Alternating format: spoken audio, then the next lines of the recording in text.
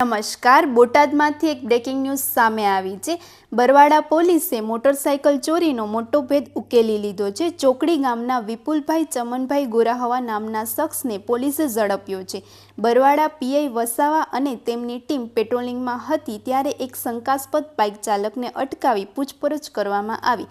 તપાસમાં બહાર આવ્યું કે આ શખ્સે વડોદરા, વીરપુર, ગોંડલ અને જેતપુર જેવા વિસ્તારોમાંથી 9 મોટરસાઇકલ ચોરી કરી છે।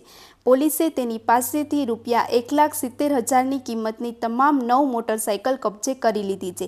હાલમાં પોલીસે આ આરોપીએ અન્ય કોઈ ચોરી કરી છે કે નહીં તે દિશામાં વધુ તપાસ હાથ ધરી છે। વધુ સમાચાર માટે જોડાયેલા રહો આરપી ગુજરાત ન્યૂઝ રાજકોટ।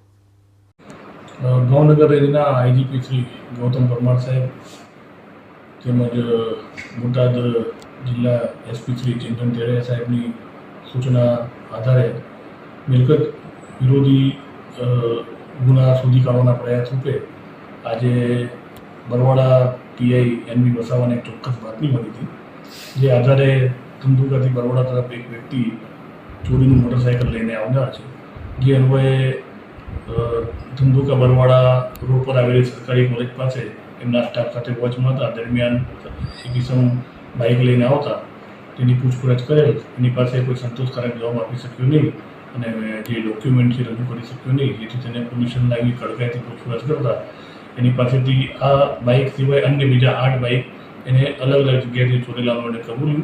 એટલે આ બાઇક સાથે મળીને કુલ 9 બાઇક એટલે 1,70,000નો મુદ્દામાલ બરવાડા પોલીસે કબજે કર્યો છે અને ઘણા 8 અનડિટેક્ટ ગુના ડિટેક્ટ કર્યા છે।